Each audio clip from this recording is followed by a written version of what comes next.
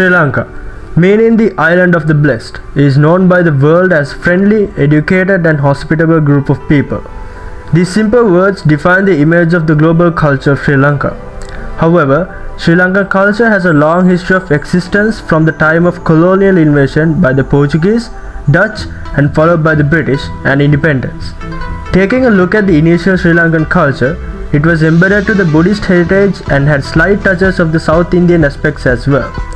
For an instance, when it came to music, most of the Sri Lankan music had originated from South India.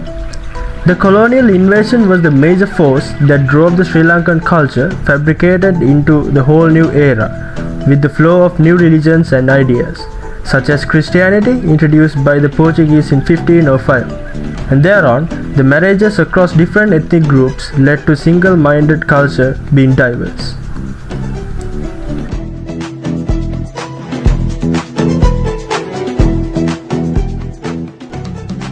Culture in simple are the beliefs, values and attitudes of its people. Hence, the major effects on Sri Lankan culture will be viewed as follows. Music, costumes, food, festivals,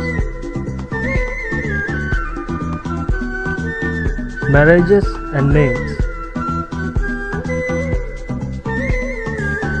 rituals. The very first aspect we'll be talking about is music. The two single biggest influences on Sri Lankan music are from Buddhism and Portuguese colonizers.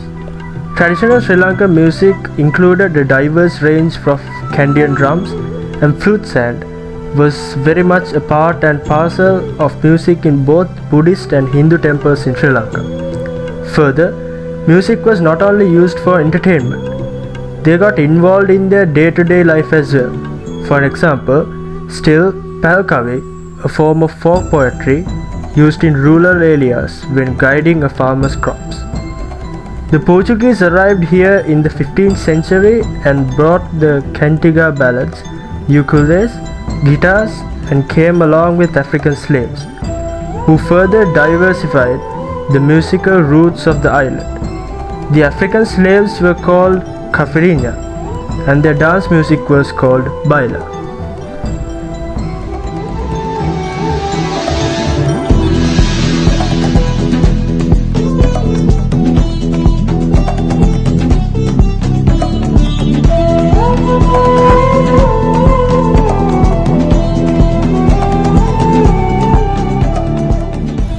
Next, we move on to costumes and accessories.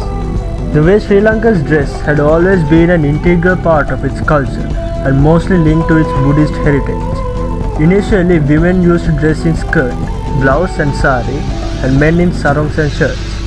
Along with the Christian invasion, there were significant alterations done to the dress code of Sri Lanka. The Sri Lankan clothing became more modernized, slowly wiping off the traditional skirt and blouse and men moving on to formal trousers like the British. Sooner or later, women adapted to wearing trousers and shorts, and as of today, saris are worn only for important functions and wearing a sari requires much attention and pre-planning weeks in advance.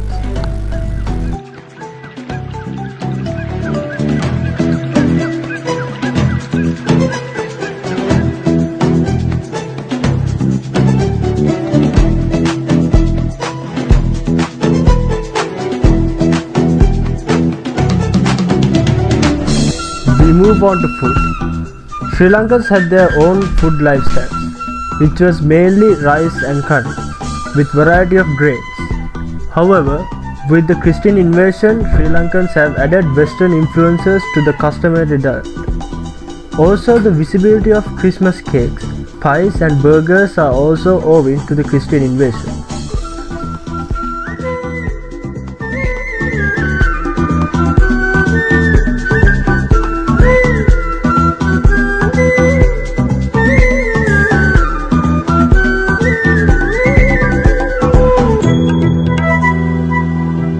Another major segment is festivals in Sri Lanka.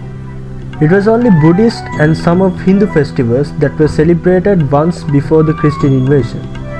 Also, the calendar and its months were linked to the Buddhist calendar according to the polar days in each month. But with the arrival of Christians, all this changed. Christmas was celebrated and Santa Claus was believed in, and from then the calendar as of today being practiced is still the English calendar. Other than the religious celebrations, there were other celebrations that were fabricated in our culture due to Sri Lanka being closely knit to the Western culture since 1948, such as the Valentine's Day.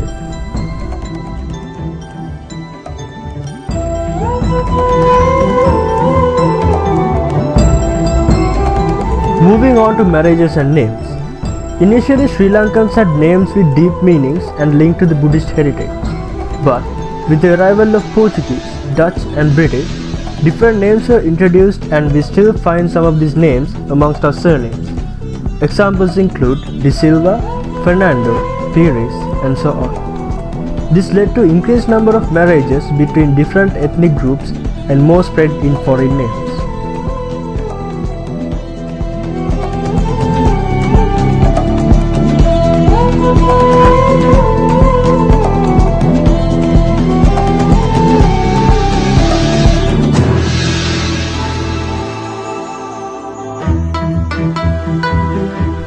Last but not least, rituals.